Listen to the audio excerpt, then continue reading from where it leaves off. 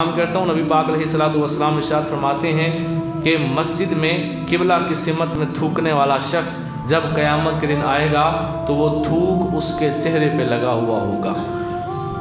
जब वो क़यामत के दिन सब के सामने आए, सारी दुनिया के सामने, और यहाँ थूक पड़ा हुआ हो और वो उतर भी नहीं सकता, और लगा रहे झाड़न, वो अल्लाह ने लाए हो कि लै सकता है। तुम कदे झाड़ के अपनी अखा सट सकते हो थले?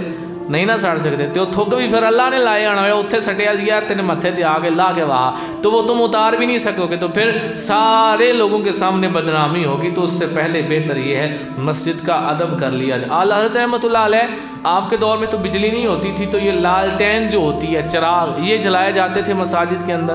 तो आला हज़रत रहमतुल्लाह अलैह जब भी चिराग जलाते, आप चिराग को पकड़ते, मस्जिद से बाहर जाते, वहाँ जाके चिराग जला के फिर वापस आके रखते। किसी ने पूछा आप ऐसे क्यों करते हैं? तो आपने फरमाया ये जो माचिस होती है, इसकी तीली जब हम रगड़ते हैं तो इसमें गंधक की बू आती है, तो मैं नहीं चाहता कि मस्जिद में इतनी सी भी बदबू मेरी वजह से आए।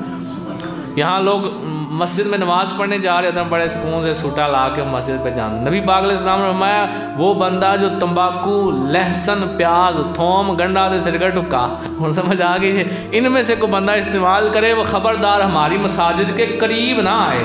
अंदर की बात नहीं की, करीब ना आए, करीब आने से मना कर दिया। और यहाँ बंदे निकलते घर से नमाज़ पढ़ने के लिए हैं और सिगरेट पीते हुए सारे रास्ते आते हैं और आके मस्जिद के करीब आके फेंक के चलो जी नमाज़ पढ़ने लग पड़े हैं। तो ऐसा बंदा, ये मसला समाज फरमा लिया, फतावा रिजविया जिल्द नंबर 7, जिस बंदे के मुंह से बदबू आ रही होती है उस बंदे की घर में भी पड़ी हुई नमाज मकरूह होती है। वो दोबारा पढ़े, दांत साफ करके अपने मुंह की बदबू ख़त्म करके दोबारा पढ़े।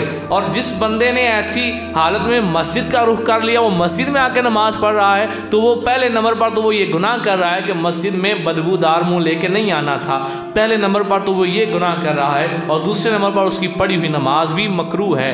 और हमारा दीन कहता है कि अगर तुम्हें कोई ऐसी बीमारी लाहिक हो गई है कि तुम्हारे मुंह से पक्की पक्की या बदबू आती है, वो ठीक नहीं होती, तो तुमसे जमात साकित हो गई, फिर तुम जमात के साथ नमाज ना भी पढ़ो तो तुम्हें माफ़ है। क्यों? जब तक तुम्हारे मुंह की बदबू ख़त्म नहीं हो सकती तब तक तुम मस्जिद में ना आओ। तो इतना मस्जिद का अदब है कि बदबूदार मुंह लेके मस्जिद में नहीं आना। यहाँ पता भी होता है मैं 12 बजे रोटी खाने लगा हूँ, 1 बजे अज़ान होनी और मैंने नमाज भी पढ़ने जाना है, तो कच्चे गंडे पे सुकून नाल बैठ के खाने मसला ही को नहीं। जब मस्जिद में जाएंगे तो जो गुनाह होगा उसका पता ही नहीं होता।